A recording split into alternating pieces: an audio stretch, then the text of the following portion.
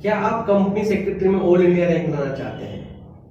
अगर हाँ, तो आज मैं सीए रोहित माखीजा आपके पास प्रस्तुत हूं एक ऐसे स्टूडेंट के साथ जो साइंस बैकग्राउंड से होते हुए भी ऑल इंडिया 24th रैंक लेके आया है।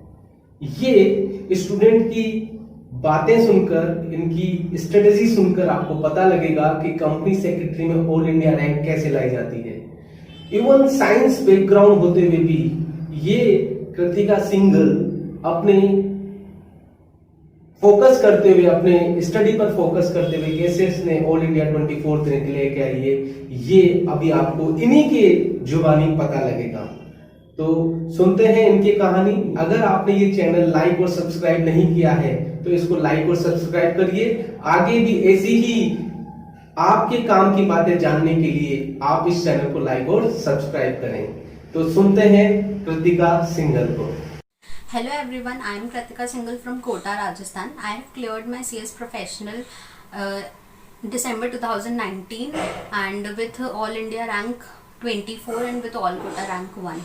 Today I will be giving you some tips regarding how to crack CS professional in one attempt and to secure All India rank, and I will be telling you about some do's and don'ts regarding the exam. First of all, give all the 3 groups together, क्योंकि अगर आप सारे groups देते हैं तो इसके आपको बहुत सारे बेनिफिट मिलते हैं। एक तो आपका स्केड्यूल बन जाता है। लोग कहेंगे कि नहीं 9 सब्जेक्ट्स हैं, you can give all the groups together, it's very tough, but please ensure कि आप सारे ग्रुप्स एक साथ दें। उससे ये होगा कि आपके सेट ऑफ हो जाएगा, आप टाइम बाउंड होकर पढ़ेंगे। Secondly, each and every subject is equally important, क्योंकि एक में अगर किसी में 40 आते हैं तो वो सेट ऑफ हो जाएगा। अगर आपने अपने वीक सब्जेक्ट्स को छोड़ दिया कि नहीं लास्ट में पढ़ेंगे, तो ऐसा होगा कि वो कभी होगा नहीं कि आप लास्ट में कभी पढ़ेंगे नहीं। और उससे ये होगा कि अगर आपका एक भी सब्जेक्ट अटका तो आपका पूरा ग्रुप और पूरा CS प्रोफेशनल जा सकता है।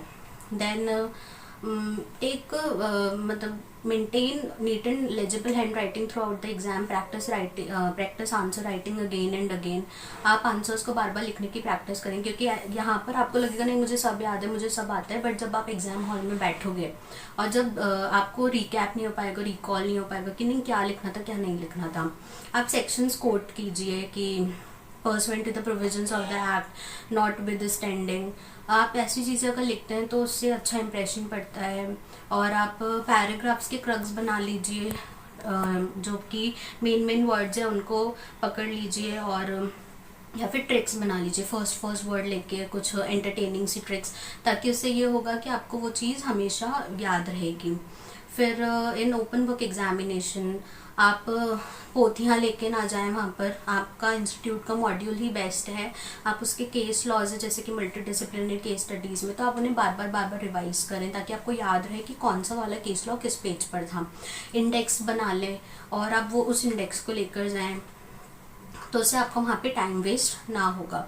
फिर study when you are most productive. मैं मॉर्निंग चाइल्ड हूँ, मुझे सुबह ही पढ़ने में आता है, तो मैं 2 घंटे में काफ़ी सारा कवर कर लेती हूँ, because my brain is 100% efficiently working. तो अगर आप नाइट स्टूडेंट हैं तो आप पढ़ें उतना ही जितना आप पढ़ पा रहे हैं, और टेक शॉर्ट ब्रेक्स।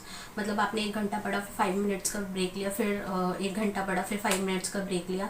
तो इस तरीके से कुछ गोल्डन रूल्स हैं कि आप अपने एग्ज़ाम को क्रैक कर सकते हैं। एंड मोस्ट इम्पॉर्टेंटली, कोचिंग्स पे ब्लाइंड बिलीफ ना करें। Self study is most important thing, कि आप वहाँ से आते हैं उसका चीज़ का रिविजन करें, अपने खुद के नोट्स बनाएं, किसी और से ना लें, क्योंकि अपने नोट्स बनाए हुए हमें समझ में आते हैं।